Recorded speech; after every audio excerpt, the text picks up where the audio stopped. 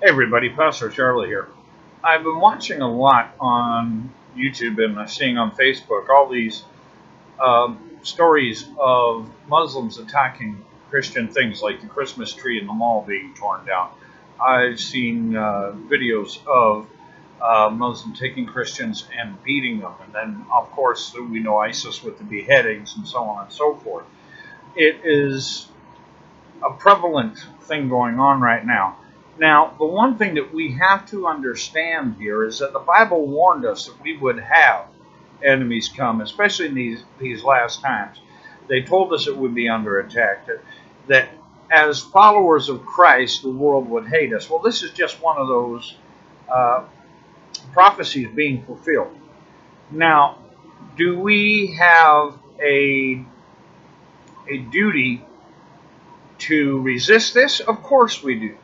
Of course we do, especially in our countries where we have freedoms, we have democracy, we have rule of law. My pet peeve is when we bring people into our countries from different cultures and different countries that come into our countries, and then our government bends over and allows them to not just follow their culture, which is fine, but to change our laws and change our traditions to fit the countries that they came from. I have no problem with immigration. I've got no problem with people coming into a good Christian country like the United States of America and like Canada. These countries that have good Christian values always have had, were founded on them. But when we start bringing in people who turn around and then try to make our country into the country that they left, that's when I see a major problem coming. It was prophesied, and it is happening.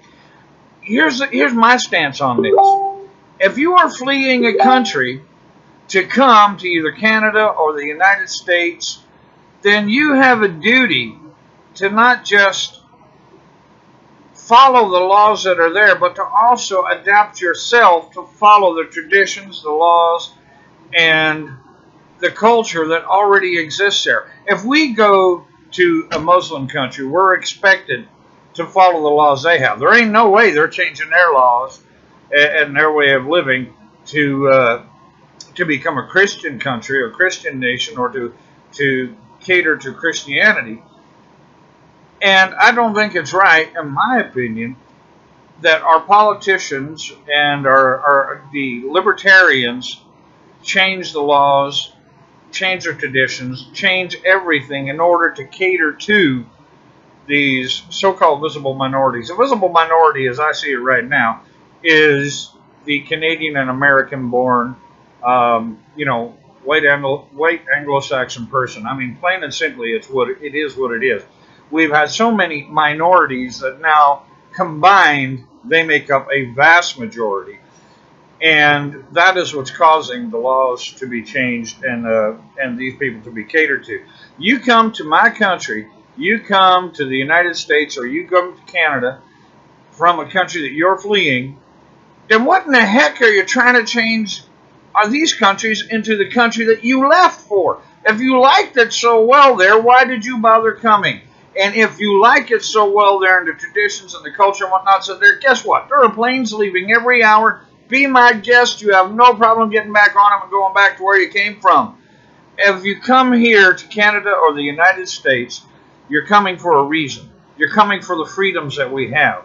You're coming for the protections that we have. You're coming for the culture that we have, which is not that of the country that you came from. By trying to change this into the country you came from, you're turning it into that which you already left. So don't come here trying to change our countries. You come here, you follow our traditions, our rules, our laws, and fit in. Do your best to fit in. Now, you have certain freedoms guaranteed by the Constitution of the United States of America, as well as by the Canadian Charter of Rights and Freedoms. You have rights, yes, and you have freedoms, yes. By all means, exercise them. But don't do it to the detriment of those that were here before you, those that founded these nations and have made them what they are, which is absolutely great nations and great bastions of freedom. You want to come here, fine. I got no problem with that. You want to have a better life? all the more power to you. But when you start trouncing on the rights of other people in order to change the country to become that which you left and to cater to you and your group alone, I've got a problem with that.